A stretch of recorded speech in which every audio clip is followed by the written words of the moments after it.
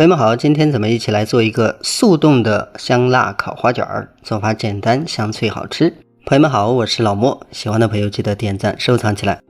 先记好材料，这里是中筋面粉250克，酵母2克，接着加上常温水150克，这个水量呢要稍微多那么一点点，不要用面粉的一半。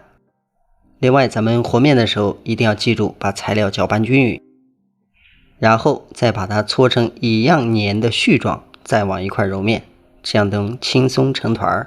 和好之后更容易揉匀，不会越揉越黏。大家可以看一下，揉成这样之后呢，咱们拿出来放在案板上稍微收一下就可以。这个时间呢大概几十秒，差不多就像咱们畫面中這樣不黏了，直接包起來進行發酵。另外大家要注意，咱們做的是速凍麵點，這個發酵不能太旺。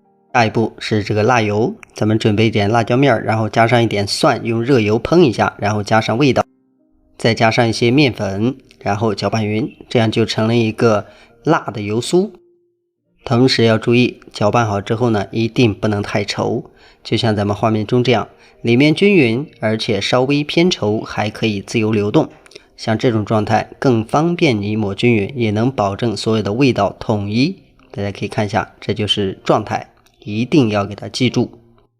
這是麵團發好之後，大家可以看一下，其實體積呢並沒有變得很大，只是保證它發透就好，一定不能發過。因為發過之後呢，咱們第二次醒發它就會更快，所以呢控制不了這個節奏，咱們放進冰箱的時機就容易錯過，做好之後就容易出問題。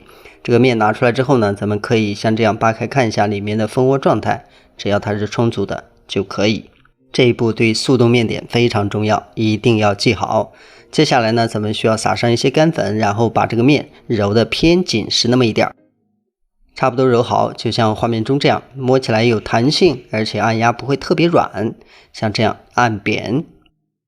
接着擀麵之前，表面撒上一些乾粉，防止沾擀麵杖。然後擀的時候呢，哪裡有泡給它擀掉就可以。因為這個麵呢，咱們揉得不是很精緻，所以呢，擀的時候要注意。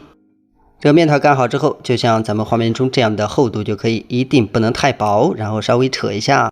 下一步抹辣椒油，咱們抹之前呢，一定要像這樣攪拌一下，防止味道沉澱。然後呢，咱們直接像這樣倒上去，倒的多少呢？大家喜歡自己定，也就是說這個味道輕重呢可以調的，不是死記硬背哦。抹均勻之後，就像畫面中這樣，然後準備一點點的蔥花，這個蔥花不要太多，因為烤完之後呢，它容易焦。吃起來口感其實沒那麼好，也要注意量，不要太多。撒完蔥花之後，接下來的操作呢更簡單了，咱們直接把兩邊一抻，然後慢慢的像這樣折疊過來給它捲起來。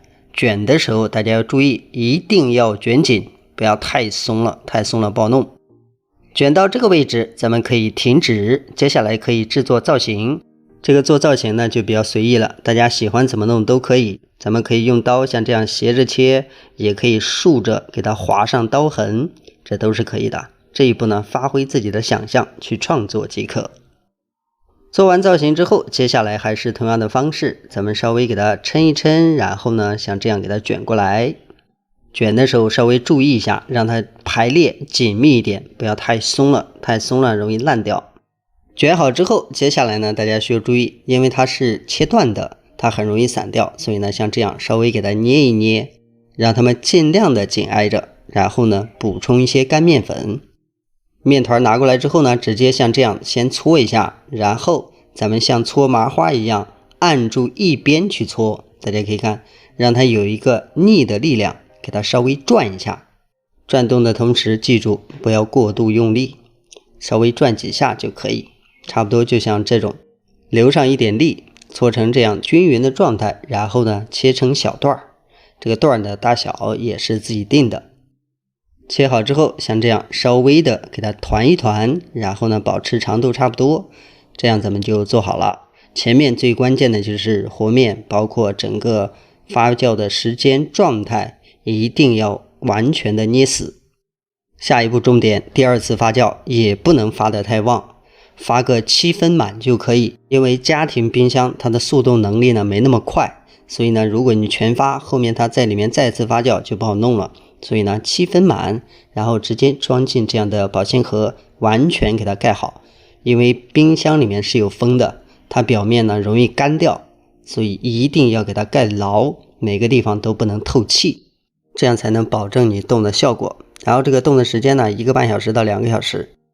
凍完之後咱們直接拿出來，大家可以看一下，它就是這種狀態，也不會特別大，然後摸上去硬邦邦的就行了。下一步，提前把烤箱用220度預熱10分鐘，拿出來之後呢，直接就放進烤箱烤個20分鐘即可。烤好之後就像畫面中這樣，摸上去硬硬的，這個時候呢吃就是焦香的。大家可以看一下這個外形呢，就是這種鬆軟度也可以保證，並且它是絕對可以完全熟透，保證結果。喜歡的朋友可以嘗試一下，非常的簡單，只要你按步操作即可。好了，視頻就到這裡，再見。